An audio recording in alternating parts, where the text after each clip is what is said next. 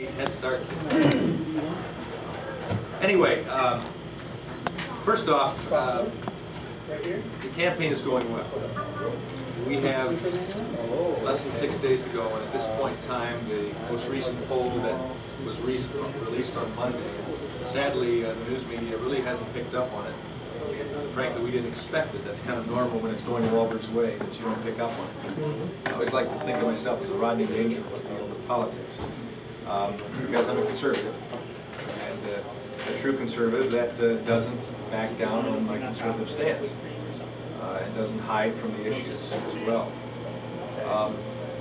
But it showed that we were up 31 points to our nearest primary opponent, being Brian Mooney. That will narrow. You've probably seen some of his ads and you've received some mailings. If you're like us, you've received mailings, multiple mailings on one day. As well, and those mailings will have some impact. And so the undecideds will go for him and will go for me, depending on what happens there. So it will narrow, we expect that. But 31 points is a pretty good place to be at this point in time in the race with 1 week to go. And I think it comes because people, and we've seen our own polls, it comes down to an understanding of who Tim Walberg is. They know who I am. And in this economy and what's going on in Washington and government in general, if you know someone is going to be solid and is truly going to be conservative, you can count on his or her votes without worrying about it. Go with the one you know. In the farm community, it's called don't go with a pig and a poke. Those of you know what a poke is, you know you don't go with a pig without taking them out of the poke. Try them and make sure the legs work. And it runs out of the right end, whatever that end that is. And you don't go with the unproven. And it is true that in this race I am the only proven principal conservative. That's not negative speak against my primary opponents. It certainly could be construed against Mark Schauer because he's not conservative, doesn't want to be conservative. But I'm the only one with a record.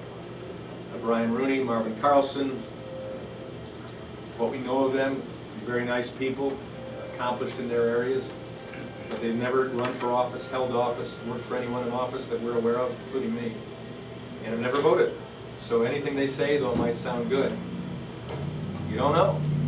And what's the old saw that says, all these politicians as candidates, they sound so good, and then what happens when we elect them? With me, you know what happens. So that's the reason I think why the largest segment of that 31% more than what they would give to Brian Rooney is supporting me.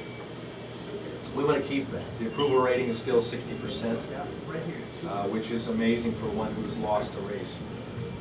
And that, I think, has caused the people to look at this race a little bit differently than they might had it just been a losing candidate in the race with normal negatives that come from that. So at this point in time, we're trying to get the message out.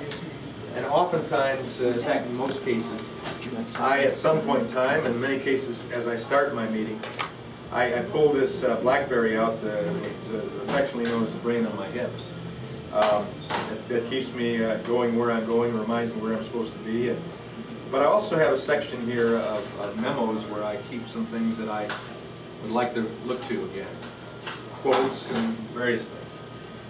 And at one spot I have where I stand as a candidate. And I put it down so I could read it the same way every time. And it's memorized, I can tell you that. And probably my wife has it memorized too, and Kelly has heard it enough times, staff has it memorized. But I read it to you as an object lesson, so at any point in time you can do what I'm encouraging you to do. And that's once I'm elected and represent you in Congress again, I trust.